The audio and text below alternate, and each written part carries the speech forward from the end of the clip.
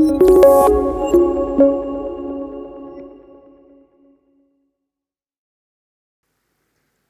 anak muda, sebentar saya pakai kacamata dulu sama buka PPT-nya sebentar. Mungkin dibantu di situ deh ya.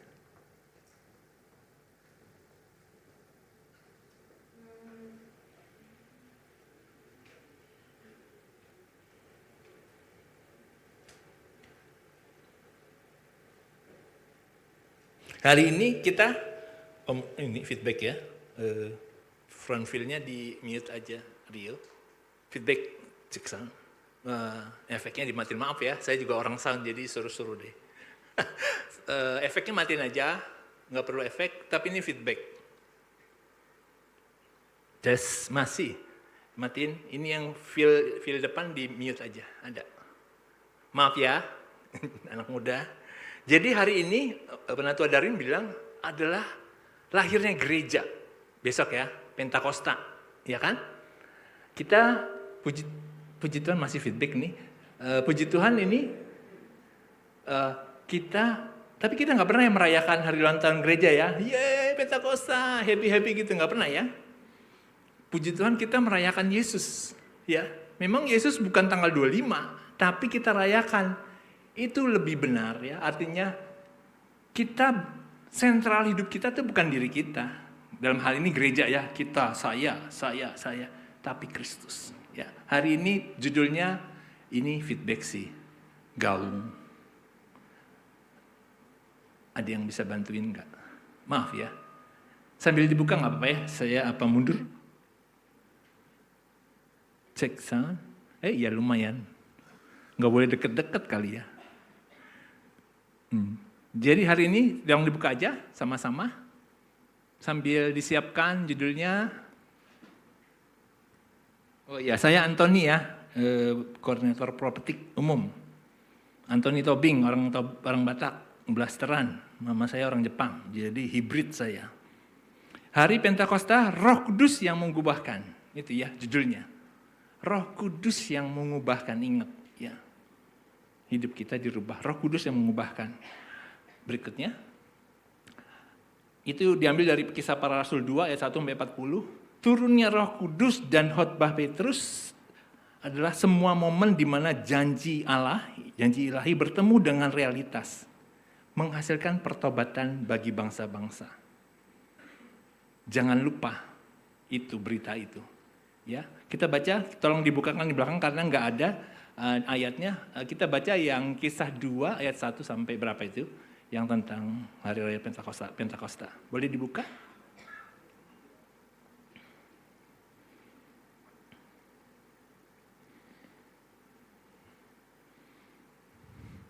Saya tergoda mematikan ini nih. Maaf ya, saya matiin aja ya. Cek. Tes, sama saja, nggak apa-apa. Tolong dibuka, mari kita baca. 2. Kisah 2.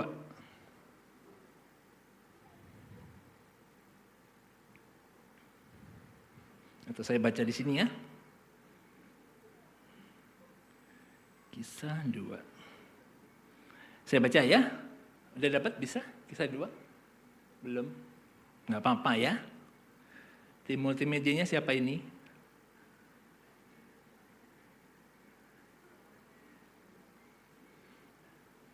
Jangan stres ya.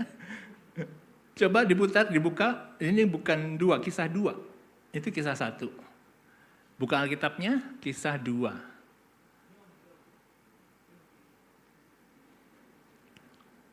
Sambil saya baca ya. Kisah 2. Pentakosta. Ketika tiba hari Pentakosta, semua orang percaya berkumpul di satu tempat.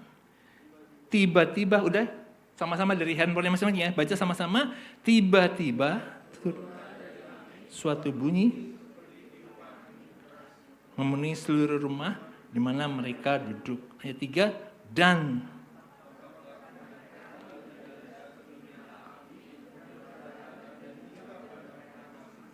ayat 4, maka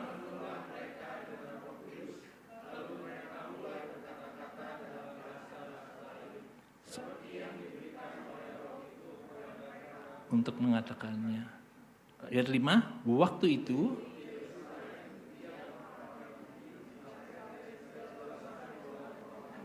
ketika turun bunyi itu, berkemurulah orang banyak. Mereka bingung karena mereka masing-masing mendengar rasul-rasul itu berkata-kata dalam bahasa mereka sendiri. 7, mereka semua tercengang-cengang dan heran lalu berkata, bukankah mereka semua itu yang berkata-kata itu orang Galilea? Bagaimana mungkin kita masing mendengar mereka berkata-kata dalam bahasa kita sendiri, yaitu bahasa yang kita pakai di negeri kita, asal kita? Kita orang Partia, Media, Elam, penduduk Mesopotamia, Yudea dan Kapadokia, Pontus dan Asia, Frigia dan Pamfilia, Mesir dan daerah-daerah Libya yang berdekatan dengan Kirene, pendatang-pendatang dari Roma, baik orang Yahudi maupun agama Yahudi, orang Kreta dan orang Arab, kita mendengar mereka berkata-kata dalam bahasa kita sendiri tentang perbuatan-perbuatan besar yang dilakukan Allah. Mereka semua tercengang-cengang dan sangat termangu-mangu sambil berkata, seorang kepada yang lain, apakah artinya ini? Tetapi orang lain menyindir, mereka sedang mabuk oleh anggur manis. Amin.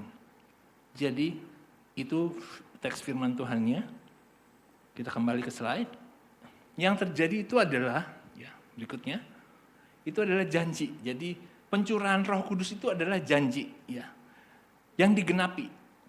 Janjinya itu nanti di berikutnya pada berikut Paulus bilang itu adalah seperti yang dinubuatkan Yoel. Berikutnya ini kan judul ya berikutnya. Nah ini dia, ya ada nubuat dari Nabi Yoel. Nanti cari detailnya boleh ya. Tapi kitab Yoel Allah berjanji mencurahkan rohnya atas umatnya. Tapi kemudian Yesus juga melakukan penegasan, ya memberikan penegasan kembali akan janji penyertaannya, ya Roh Kudus, roh yang menolong membuat orang insaf akan dosanya mereka. Dan penggenapannya Pentakosta, Allah menggenapi firman-Nya tepat pada waktunya. Nah anak muda, tepat pada waktunya engkau harus ingat baik-baik. Mungkin dirimu sekarang bertanya-tanya atau pernah berpikir demikian. Aku ini adalah produk random dari dunia ini karena nenek moyangku bercabang-cabang dan segala faktor keturunan ini, menikah dengan keturunan ini, lalu di zaman ini maka lahirlah aku. Jadi sebagai produk random. Itu tidak benar, ya. Itu tidak benar. Jangan engkau percaya itu, ya. Namanya random, chaos teori, bilang teori kacau balau. Itu enggak benar, ya. Yang benar adalah Tuhan itu menulis nama kita sebelum dunia ada. Nanti ada di Mazmur, ya. Saya menulis lagu waktu kapan itu dinyanyiin, ya, tentang hal itu. Sebelum dunia ada dia sudah menulis nama kita dalam kitab kehidupan. Jadi itu tidak benar. Nah ini juga Pentakosta itu, saya dulu tadinya pikir Pentakosta itu ya gara-gara Roh Kudus turun, dinamakan Pentakosta gitu ya. Padahal Pentakosta kan tadi Penatua Darwin minggu lalu udah bilang itu hari ke-50. Ya. Sejak kapan? Sejak kebangkitan ya, sejak kebangkitan. Kemudian Tuhan Yesus menampakkan diri berapa lama? 40 hari. Dan kemudian di kisah 1 dibilang disuruh tunggu. Jadi tunggunya berapa lama? 10 hari. Pentakosta. Nah hari Pentakosta itu yang harusnya kita bikin bingung adalah mengapa bisa-bisanya Tuhan itu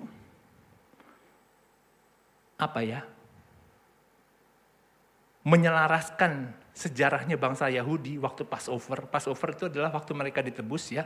Waktu itu kan udah ditekan oleh Firaun, karena Mesir setengah mati ditekan, mereka akhirnya nggak tahan berseru pada Musa, terus Musa bilang siapkan domba, sembelih gitu ya, suruh taruh di tiang, 2 tiang dan satu gitu ya. Itu kan namanya Passover, nanti namanya artinya dilewatkan. Bangsa Israel juga mengalami itu. Tapi Tuhan Yesus juga waktu itu ingat nggak, waktu di khotbahnya itu dia dalam minggu perayaan Paskah dia disalibkannya di situ. Ya. Kok bisa gitu bertepatan kayak gitu ya, bertepatan kayak gitu. Udah gitu waktu dia bangkit itu kita nyebutnya kan Kalau kita Paskah ya, kalau mereka Passover itu hari Minggunya ya, gitu ya. 50 hari kemudian, nah orang Yahudi juga melakukan perayaan namanya Shavuot, Paskah, Pentakosta, Shavuot bahasanya ya. Itu adalah mereka merayakan, selain mereka merayakan merayakan namanya festival harvest penuaian gitu ya. Tapi mereka merayakan turunnya hukum Tuhan gitu ya. Bagi saya itu ajaib sih. Tuhan Yesus kemudian janji Roh Kudus itu datangnya juga di hari ke-50. Disuruh tunggu. Kayak coincidence banget gitu ya. Disuruh tunggu. Pada hari ke-50 Pentakosta itu Roh Kudus turun. Ini yang namanya, mungkin yang belajar sekolah Alkitab tuh, namanya tipologi. Ya, Tuhan buat janji, nubuatan. Tapi nubuatan itu hanya bukan sekedar kata-kata kosong. Ya, tapi ditulis di dalam sejarahnya bangsa Israel. Itu ditulis dalam perjalanan iman mereka bersama Tuhan. Akhirnya wujudnya Kristus disalibkan, mati dan kuburkan, naik. Pada hari yang ketiga bangkit dari yang termati, naik ke surga. Itu apa ya? Kenapa nggak pilih hari lain gitu? Ya, kalau dari saya, kenapa? Karena memang itulah yang mau yang Tuhan sampaikan, bahwa Tuhan setia. Dia benar-benar menyelaraskan ya, supaya mengerti, lihat nih ya, aku Allah yang setia. Jadi apa yang dialami oleh bangsa Israel itu adalah gambaran dari apa yang akan terjadi bagi kita gerejanya. Gitu ya. Jadi maksud saya gini, hidupmu nggak ada yang kebetulan, nggak ada yang wah dah, yang kebetulan aja nih kayak gini ya, gue dapat sekolah begini, teman-teman gue bandel semua, contohnya kayak gitu ya. Enggak, ya. Kita bukan berarti kita pasrah, ya udah terserah deh, pasrah aja deh. Papa mama gue nggak masukin mana, gue terserah. Bukan, kan kita berdoa, memohon, Tuhan saya maunya di sini. Kerinduannya kita harus nyatakan. Tapi kemudian Tuhan tuntun kemana? Percaya, Tuhan turut bekerja di situ. Ya, anak muda percaya benar-benar, nggak pernah dibiarkan. Udah, silahkan di situ ya, struggling sendiri, enggak. Allah kita, ya di bagian bawahnya janji. Ini menunjukkan kesetiaan Allah yang absolut pada rencana keselamatan. Nanti berikutnya makin kesini kita baru tahu makin nyata ya.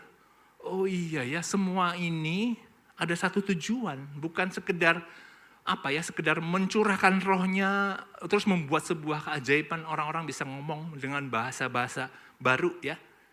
Dengan bahasa-bahasa baru sehingga orang-orang, kan di sini tadi diceritain, menceritakan perbuatan-perbuatan yang besar. Itu yang diomongin pakai bahasa baru. Bahasa-bahasa baru ya. Itu yang diceritakan. Tujuannya apa? Berita Injil. Gitu. Apakah berita Injil saja tujuannya? Terus kita coba lihat lagi ya. Hanya penyampaian berita. Ternyata kalau kita terus lihat, tujuannya dari Injil diberitakan itu adalah supaya bangsa-bangsa bertobat. Itu dia, Injil. Jadi kita jangan salah fokus dengan Pentakosta, bahwa itu adalah sebuah kejadian Allah mencurahkan rohnya. Oh ya, by the way saya buat film ya, singkat ya. Nanti saya putar. Saya ingin kita semua anak-anak di sini boleh kira-kira bisa membayangkan lebih mudah. Maka itu visualnya, nanti ada visualnya, ada audionya. Saya harap di sini soundnya udah benar ya. Jangan lupa subwoofernya dinyalain supaya dengernya bagus gitu ya. Nanti saya putar ya, tapi itu masih nanti. Tujuannya apa? Supaya bisa kira-kira mendapat gambaran betapa luar biasanya. Memang luar biasa, tapi bukan berhenti di situ. Pengalaman, kita tepuk tangan. Bisa ya dia ngomong bahasa Korea, waktu misalnya kita nggak tahu dia bisa ngomong bahasa, dia orang Jawa gitu ya, ngomongnya Korea. Hebat. Terus mengagumi manusia hebat. Luar biasa ya, dia kok bisa kayak gitu, bahasa Arab. Mungkin ada yang tiba-tiba bisa ngomong bahasa Arab gitu ya. Pengalaman yang sifatnya emosional gitu ya, yang memang dilawat Tuhan, kita kan cuma dilawat Tuhan. Kita kadang-kadang kalau lagi dilawat Tuhan kita seneng gitu ya, dihibur gitu ya, terus benar-benar happy. Tapi bukan berhenti di situ ya. Saya belajar juga, setiap Roh Kudus ngelawat kita, seharusnya yang keluar dari output hidup kita apa? Pertobatan ya. Setelah pertobatan apa harusnya? Injil diberitakan lewat hidup kita. Injil diberitakan apa hasilnya? Orang-orang mengenal Kristus.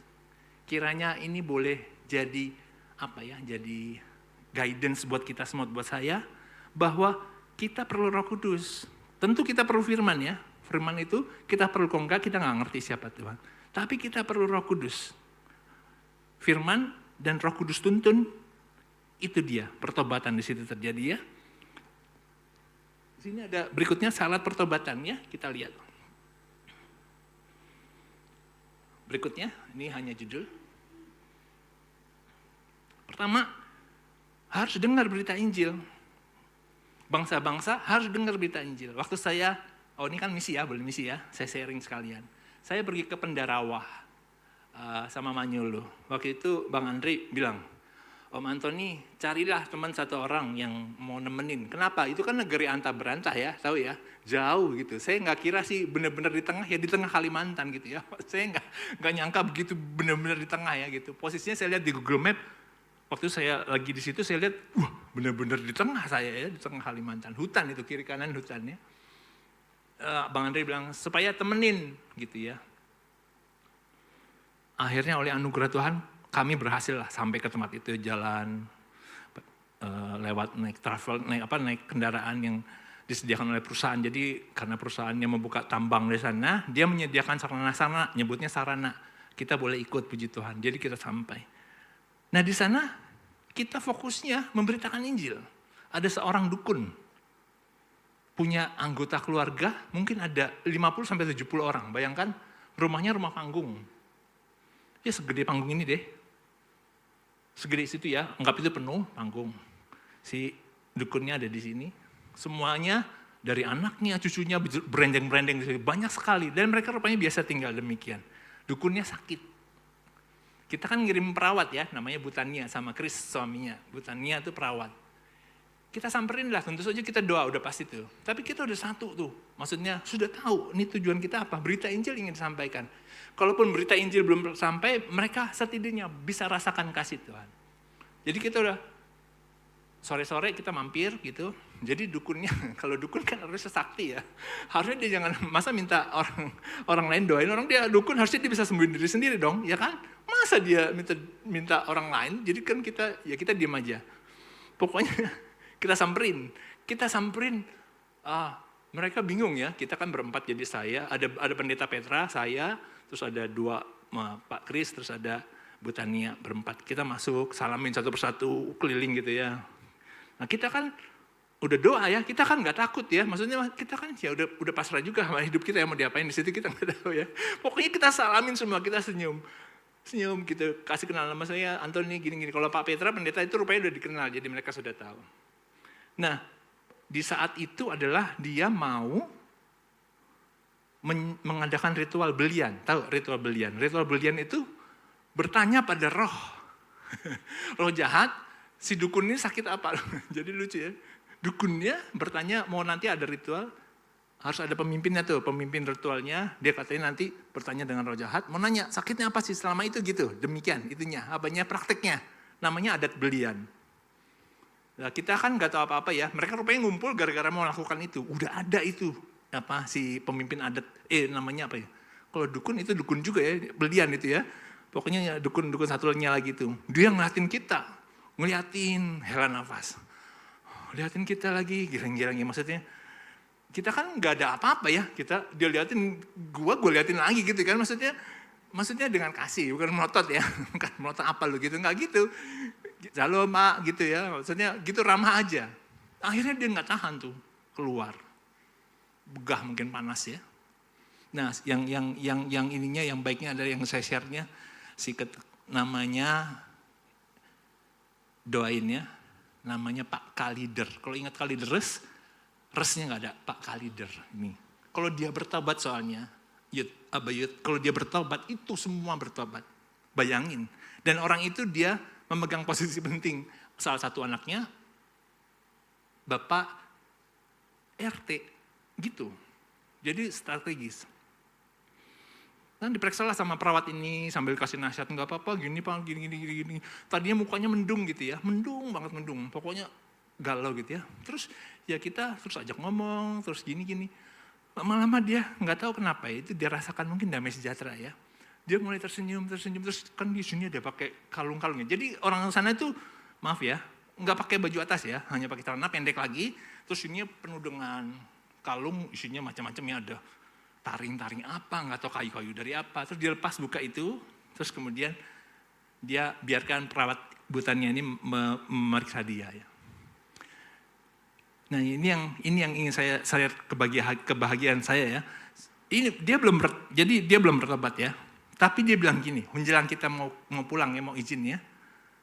Kalian ini orang Kristen memang beda ya. Mukanya senyum gitu ya, mukanya senyum.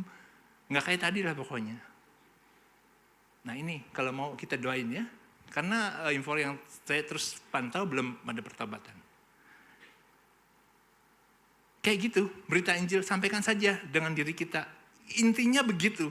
Kalau sampai pergi, udah pasti berita Injil. Kalau kita dibuka jalan, ya belak-belakan ngomong. Ya kalau sampai rupanya Pak Bertrand juga udah belak-belakan ya. Maka itu ada gereja di situ, mereka juga tahu. Tapi mereka kekeh dengan agamanya keharingan kalau nggak salah ya. Dan mereka tidak mau. Kiranya itu juga jadi abayus ya. Jadi motonya abayus. Kemanapun saya pergi, berita Injil harus diberitakan ya.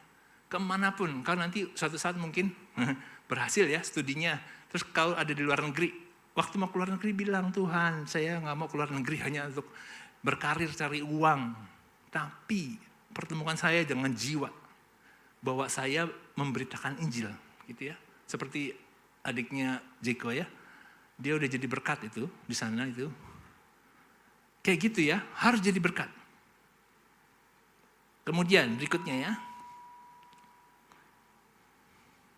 Nah jadi di situ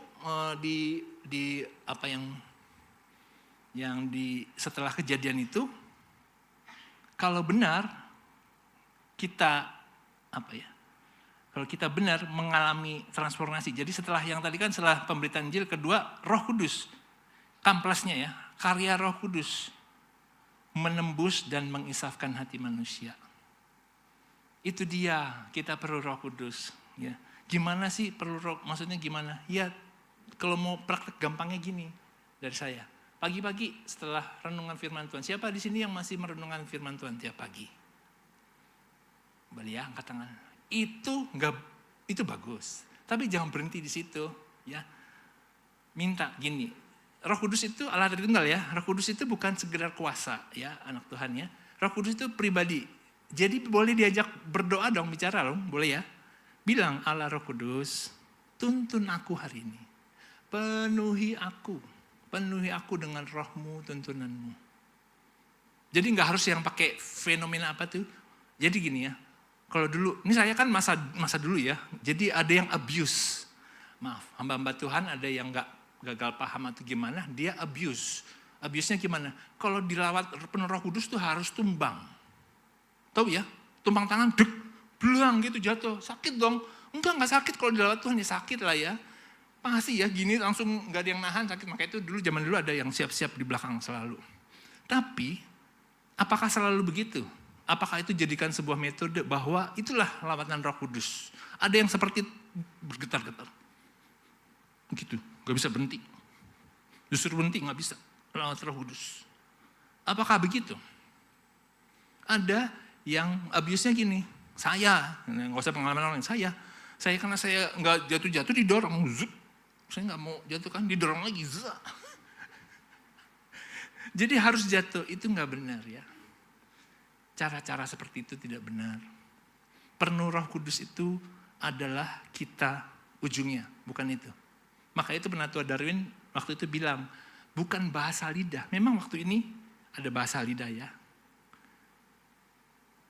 Bahasa lidah. Kalau di TB 2 itu udah bahasa lidah, teman. Kalau di TB itu tulisannya bahasa roh. Bukan sekedar itu, tapi kita bertobat ya, anak-anak muda ya, bertobat. Dikuduskan itu Roh Kudus, karya Roh Kudus. Terus kita dikuduskan. Itu per apa itunya kita dikuduskan day by day, hari lepas hari kita baca firman Tuhan pagi hari, kemudian kita minta tuntunan Roh Kudus. Saat kita buat salah, kita ditegur. Kita tahu kok ya, kalau mau jujur, kita tahu kok kita salah itu kita tahu ya. Di hati kita ada yang bilang, lu salah. Gitu ya. Nggak bisa kita ngabain, lu salah, lu harus minta maaf. lo salah, lo harus bertobat. Kalau kita abaikan, itu namanya kita mengabaikan, istilahnya Roh Kudus ya. Gitu, jadi buktinya apa ya? Firman yang diberitakan, Roh Kudus yang menginisiasi dan kemudian juga menginsafkan, itu dia prosesnya, pertobatan nyata. Hati pendengar berasa seperti teriris, insaf, sadar, gitu ya. Mereka, wah jadi gimana ya, kami harus buat apa setelah dengar khotbah Petrus? Khotbah Petrus itu panjang sekali, tapi intinya berita tentang Mesias, tentang Kristus. Kita harus gimana? Ada 3.000 orang percaya. 3.000. Saya sedikit ngomong lagi ya, yang saya bilang Tuhan itu kalau kerja itu apa ya? Benar-benar ini ya, benar-benar selaras ya. 3.000 orang jadi percaya. Tapi ada 3.000 orang mati juga zamannya Israel. Ya. Sebentar saya buka itunya. Ada 3.000 orang.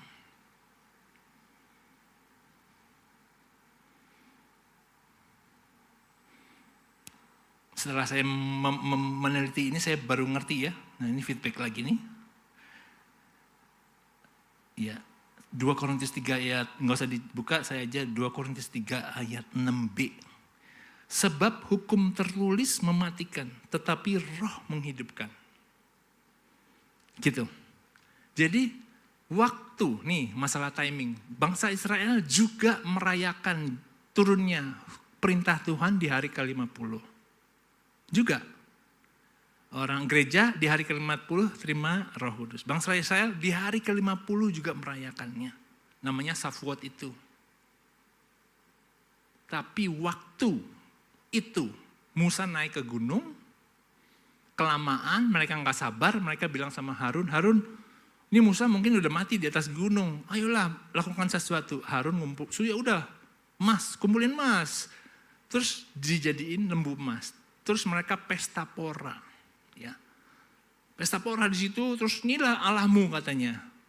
Bangsa Israel udah gitu percaya aja, mereka bersenang-senang pesta pora. Bahkan kalau menurut penelitian orang yang lebih dalam, itu udah pesta yang gak benar istilahnya ya. Pesta yang udah bernuansa yang gak benar, mabuk-mabukan mungkin tanpa busana yang gitu-gitu ya. Bisa ngebayang, jadi udah hancur. Nah waktu itu Tuhan kasih tahu kan, Musa, itu, lihat itu. Umatmu. Saya geli juga ya, giliran si bangsa Israelnya ini bermasalah dibilang ini umatmu. Bapak-bapak ada yang kayak gitu nggak? Atau kalian anak-anak begitu masalah itu anakmu itu, dia nggak mau menyebut itu padahal dia anaknya dia juga gitu. Itu anakmu itu. Maksudnya gini ya, Tuhan mau menggambarkan betapa Tuhannya itu sedih banget ya, betapa terluka sekali.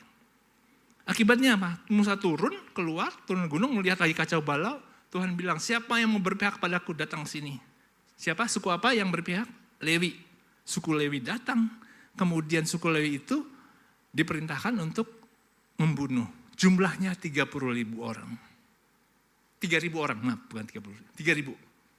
Jadi hukum tertulis waktu diturunkan membawa kematian. Hukum Roh Allah waktu diturunkan membawa kehidupan.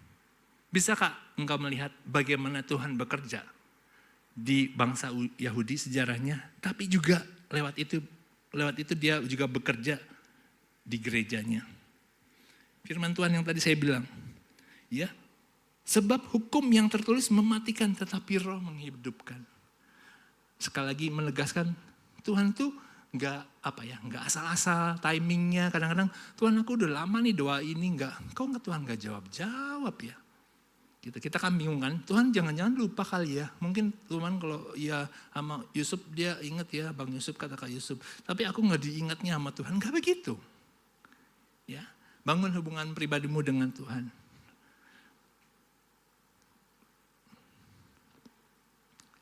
Lihat bukti pengudusannya ya, berikutnya. Ya itu bukti pengudusannya berikut. Ya, yang di sini ya, teks ini ya. Tadi mereka kan takut, orang-orang itu takut, bersembunyi, ya kan? Berubah menjadi apa? Sesudah Pentakosta, berani bersaksi secara terbuka. Baca nanti itu di Kisah Para Rasul ya. Lalu mengunci pintu rapat-rapat. Ingat nggak waktu Yesus bangkit? Dikunci pintu rapat-rapat, mereka takut kan? Tapi berdiri sesudah Pentakosta, berdiri tegak di depan banyak orang. Minder terhadap tekanan masyarakat sebelum Pentakosta, sesudahnya memberi dampak yang nyata bagi masyarakat. Ingat kita baru-baru ini doa namanya Impactful Disciples, itu kita lagi doa puasa ya. Memberi dampak.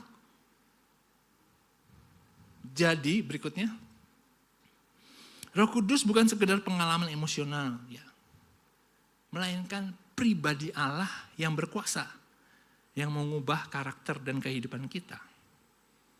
Gitu anak-anak muda. Dia bukan sekedar kuasa yang bisa ditempel di ada yang dulu pakai air. Saya di Komsel saya waktu itu ada datang tamu dari mana gitu ya, dari kakaknya siapa gitu. Dia bilang, itu pergi Cirebon ada yang mendoakan minyaknya tuh sakti katanya. Bisa menyembuhkan segala sesuatu.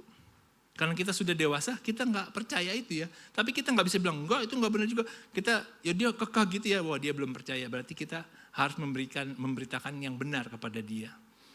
Tapi begitu, bukan yang model-model yang hanya yang kayak gitu, yang tampilan segala macam. Bukan, merubah hidup kita. Pertanyaan saya buat anak-anak muda, sudahkah hidupmu berubah? Adakah yang kau sadari mungkin dalam hal ini aku belum berubah? Contoh, gak sabar, ya, gampang marah.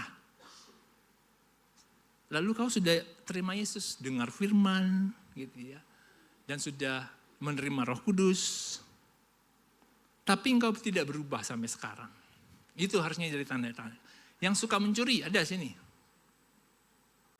Dulu saya waktu muda ya, suka mencuri kecil-kecilan. Jadi ayah saya itu angkatan darat, punya topi. Dia suka nyelipin uang di situ. Jadi bukan nyuri gede-gede ya. Uangnya waktu itu, zaman itu 100 itu gede ya, 100 perak bayanginnya, cuma 100 perak, 50 perak di topinya itu, topi angkatan darat itu. Saya suka ambil tuh sebelum bertobat ya. Ada yang suka gitu, nyuri-nyuri kecil waktunya kerja dicuri untuk mengerjakan hal yang lain.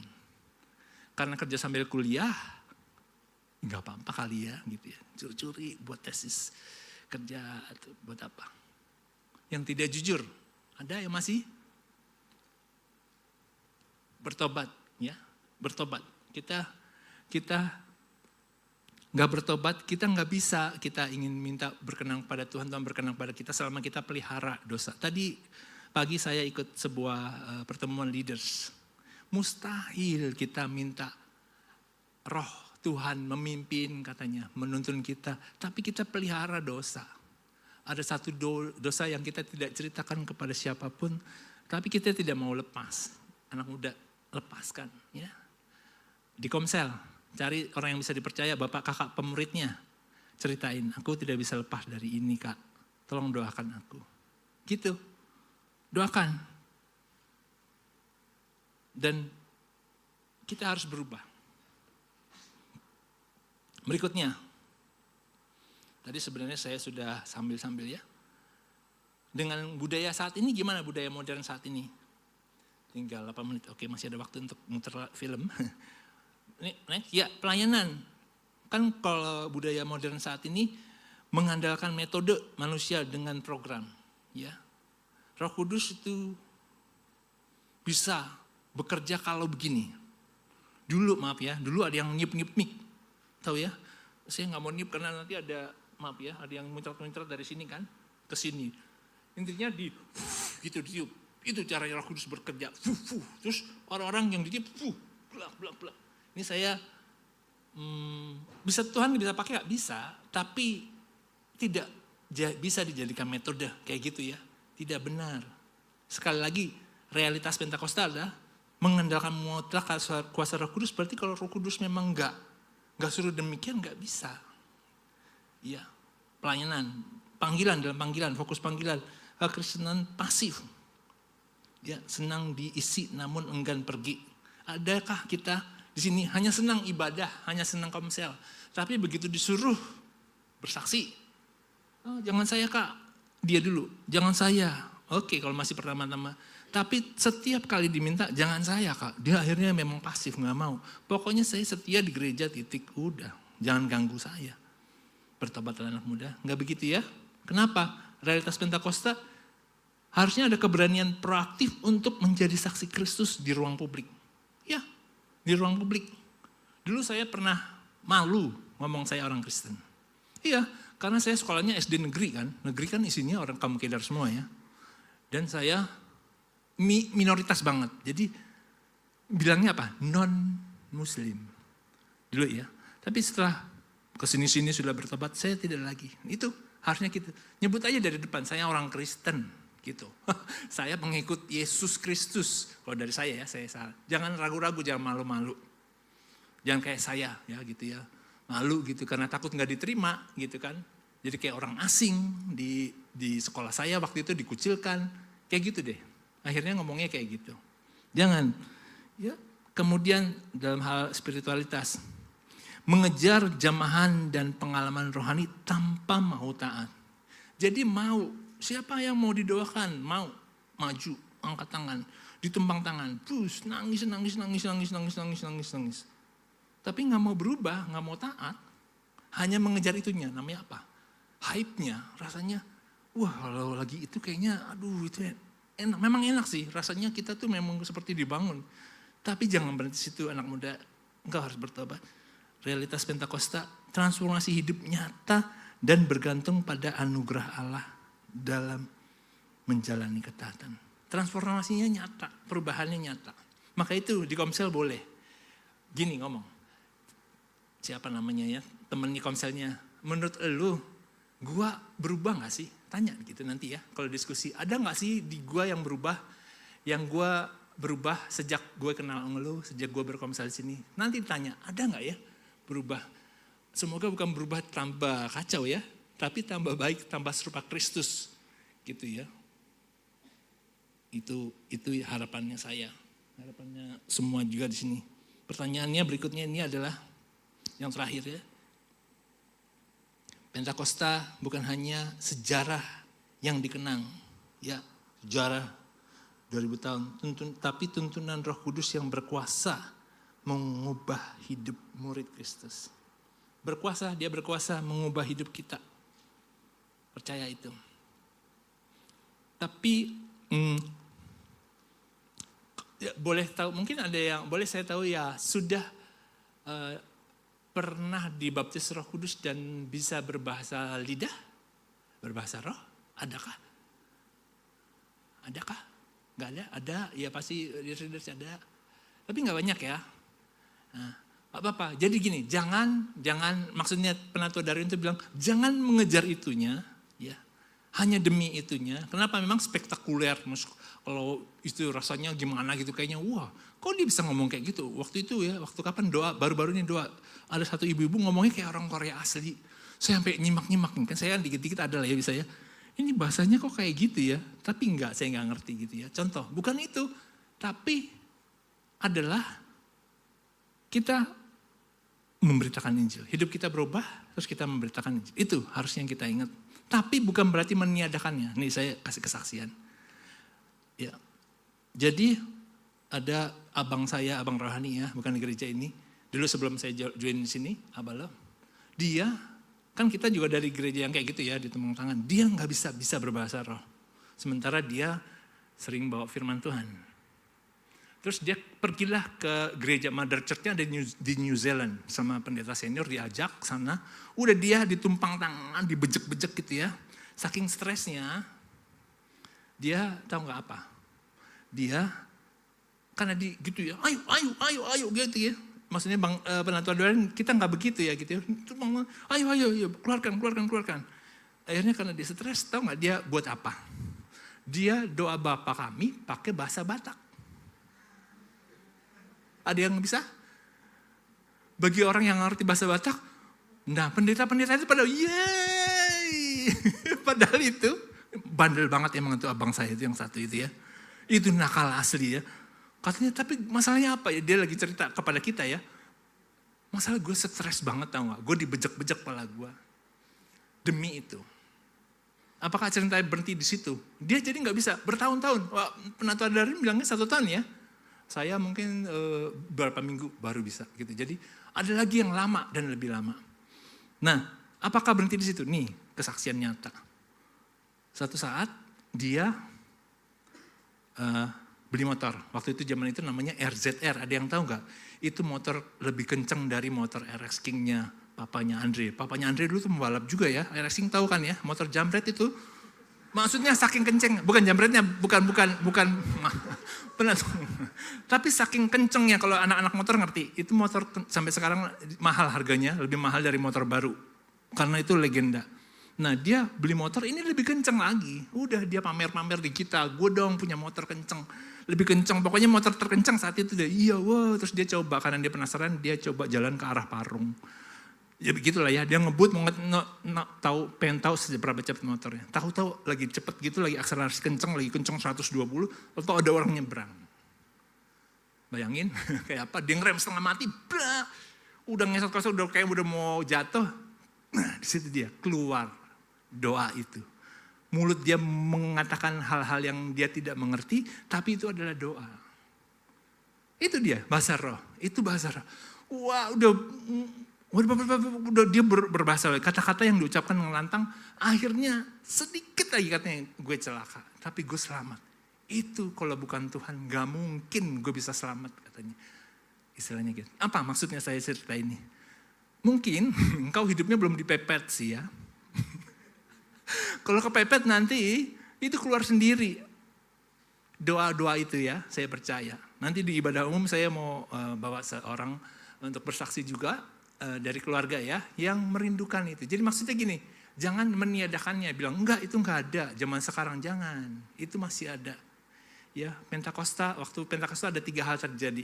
Suara yang keras, lidah api, ya kan? Suara yang keras, lidah api, kemudian bahasa roh, bahasa lidah. Yang 2 pertama tidak pernah terjadi lagi. Suara yang keras itu ya, di sejarah gereja nggak pernah, dan sama lidah-lidah api turun tidak pernah terjadi. Tapi yang ini, karunia roh ini terus berlangsung. Bahkan di kitab Korintus ada diceritakan ya. Dikasih tahu Paulus gimana harusnya karunia-karunia itu, khususnya karunia lidah bagaimana. Dan di abad-abad pertama gereja itu terus, bahkan sampai milenium pertama sebenarnya nggak pernah ada, gitu ya, nggak pernah ada yang meragukan itu. Baru milenium kedua pas sudah 1900 berapa itu, ada yang mengcounter, udah habis waktunya, padahal mau muter film, mengcounter bahwa Roh Kudus sudah tidak bisa bekerja katanya. Padahal waktu itu terjadi Azusa Street Revival ya, nanti coba cari ya, ada tuh lawatan Tuhan yang dahsyat. Jadi gini, saya coba mau mengajak kita semua memvisualisasikan kayak apa ya itu ya, zaman itu ya. Kemudian saya minta tim dulu naik ke siap-siap kita nyanyi ya. Habis itu kita nyembah Tuhan, yuk sama-sama nyembah Tuhan. Kita doa Tuhan penuhi kami ya, penuhi kami dengan Roh Kudus. Tadi nyanyi Allah Roh Kudus latihan di mana Bang Arman? Di F, ya udah pas. Jadi di F. Saya juga sebab buat soundnya ini di F. Oh saya buat soundnya ini karena ini nggak ada di internet manapun ya. Saya buat pakai berbagai cara, pakai AI, suaranya saya buat semuanya saya buat. Karena saya sayang Abayut ya. Ingin Abayut membayangkan setidaknya. Dim the lights. Sebentar saya nyalain ini, takutnya nggak bunyi juga ya. Kalau sudah boleh diputar di cahaya, dia bikin agak redup sedikit seperti zaman dulu.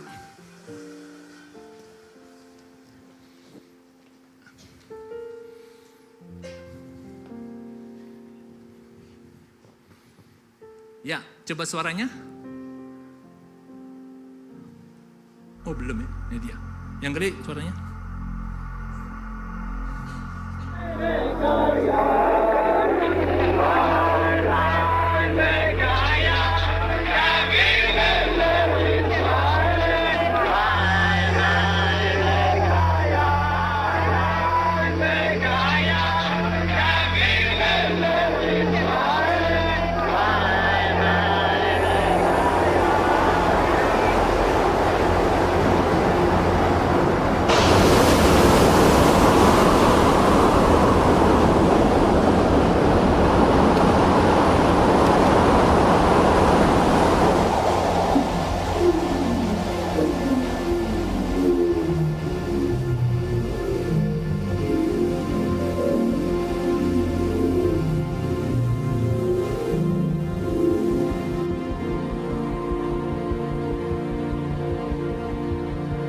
pagugu masuarana, Bahasa Batak tuh. dipakulingi ma nasida. Kamu halak Yahudi, jala sudi hamuna maringanan di Yerusalem. Jala pasien Oh, Merios Lari. Dulur-dulur, orang yang mengawal rama anu maratu Yerusalem samehet hanya kaya. Hei saudara-saudara orang Yahudi, demoni semua orang yang tinggal di Yerusalem. Taruh kita coba ya baik. Kita mau tahu ini lah di bawah. si orang kumasian ton orang bisa namandani tapi manungi rangi Antara sekarang ini baru mararata ma'akadumi apa jalan martadi ma'akadumi dulu memang Tuhan Allah Iya. Bayangkan seperti dam yang bocor, yang pecah. Sejak saat itu, zaman dulu kan ingat nggak Daud itu bilang Tuhan jangan ambil rohmu karena Tuhan bekerja kepada orang-orang tertentu. Tapi sejak Pentakosta, anak-anak muda, itu semua langit ya terbuka. Bayangkan dam yang bocor, airnya mengalir deras. Itu Allah kita, Allah Roh Kudus. Dia penuh kuasa. Terima. Ya, kita terima, buka hati Tuhan, penuhi saya. Sambil kita nyanyi, yuk kita bangkit berdiri yuk. Kita bilang Tuhan, aku haus akan Engkau. Allah Roh Kudus. Mari kita datang pada Dia. Penuhi kami. Ku rindu Kau selalu dalam hidupku. Allah Roh Kudus, ubah hatiku,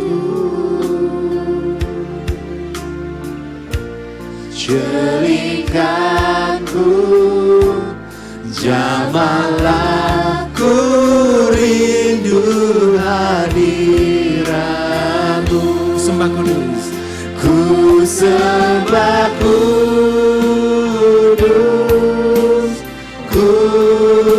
kudus, kuduslah Tuhan, dan ku sanjung Kau mulia, mulia bagimu Tuhan. Mari kita sapa Allah Roh Kudus kita. Allah Roh Kudus, penuhi kami. Ku rindu Kau selalu dalam hidupku. Allah Roh Kudus,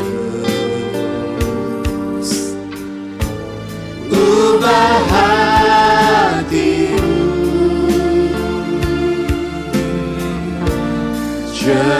ceritaku, jamahlah ku rindu hadiratmu. Ku sembah kudus, kudus,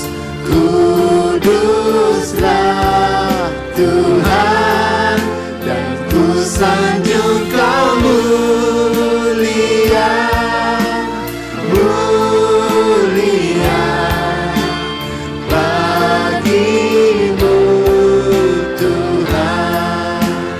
Ku sembah kudus, kudus, kuduslah Tuhan, dan ku sanjung Kau mulia, mulia bagimu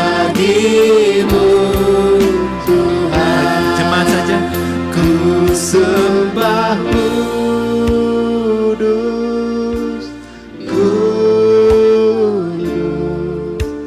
kuduslah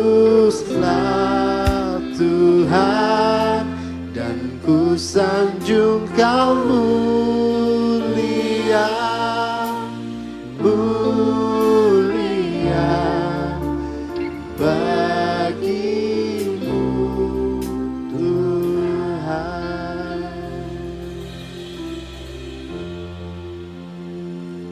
Allah Roh Kudus, ini adalah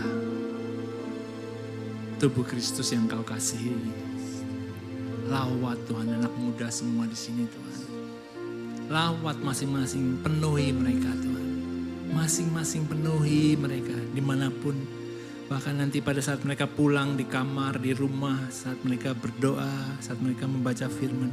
Penuhi Tuhan tubuh Kristus Abba Youth ini Tuhan. Penuhi, penuhi, penuhi. Biar oleh kuasa dan kekuatan-Mu kami Tuhan bisa bertobat Tuhan, mengalami transformasi. Saat kami dimanapun kami diberikan pilihan, kami memilih untuk bertobat. Kami milih untuk tidak berbuat dosa Tuhan. Mari Tuhan, Engkau adalah pemilik tubuh Kristus ini. Engkau adalah pemilik masing-masing anak muda di sini. Sertai mereka Tuhan dalam apapun yang mereka sedang kerjakan. Apapun yang mereka impikan Tuhan. Berikan kepada mereka Tuhan api-Mu itu. Api yang membakar mereka, membuat mereka semangat Tuhan. Mengikuti Yesus sampai akhir. Dan dalam hidup mereka, mereka boleh menyampaikan berita Injil. Bahwa Yesus adalah Tuhan. Yesus adalah Juru Selamat. Kami doakan Tuhan. Kami berdoa, kami datang padamu Tuhan.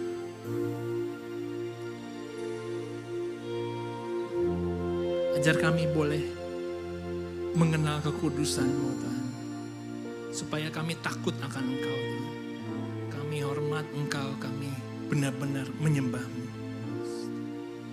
Terima kasih Tuhan Yesus. Sekali lagi, ku sembah kudus, kudus, kuduslah Tuhan, dan ku sanjung Kau mulia, mulia bagimu. Sekali lagi, Tuhan, ku sembah kudus, kudus, kuduslah Tuhan, dan ku sanjung Kau mulia, mulia bagimu Tuhan.